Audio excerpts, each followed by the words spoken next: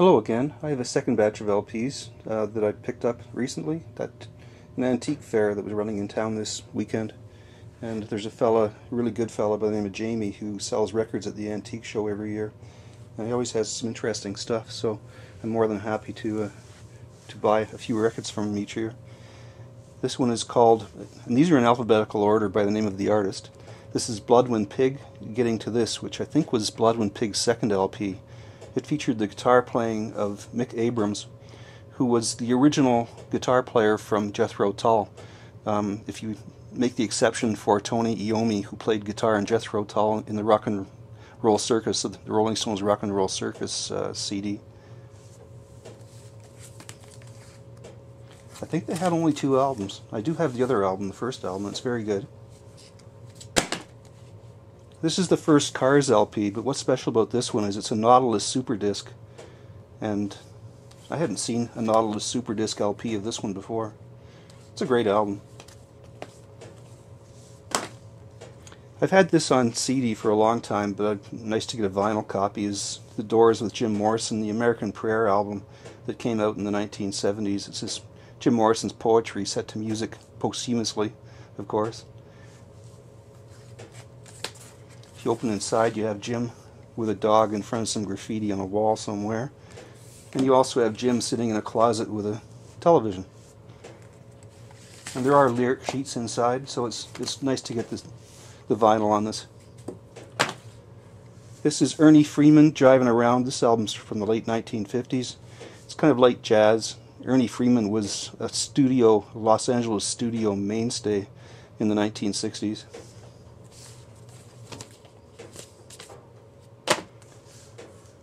The Rock and Rebel, Ronnie Hawkins. This is a Swedish import. It's just a collection of Ronnie Hawkins' rockabilly type hits from the late 1950s and early 1960s.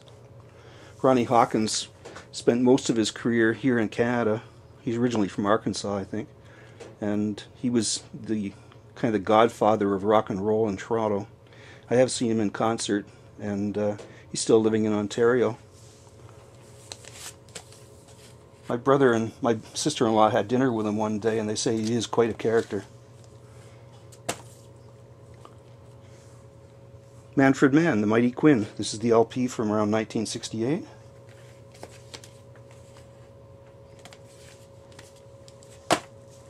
Moody Blues, On the Threshold of a Dream. This, too, is a Nautilus Super Disc.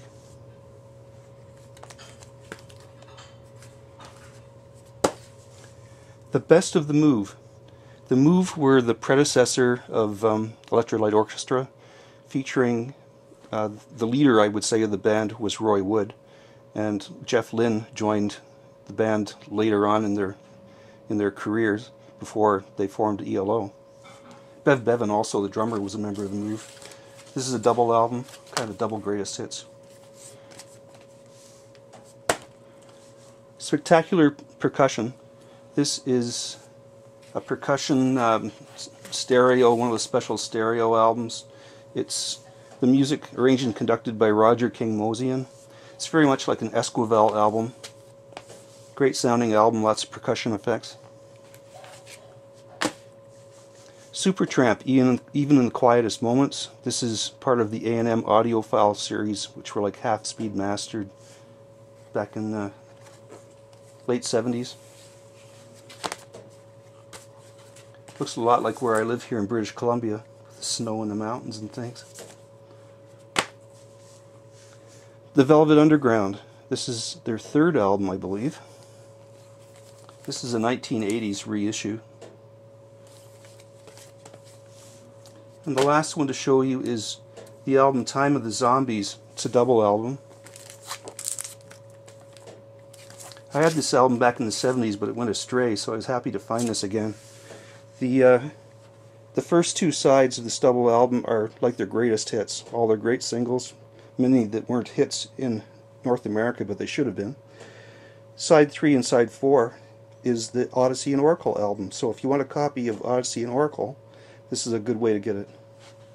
Thank you.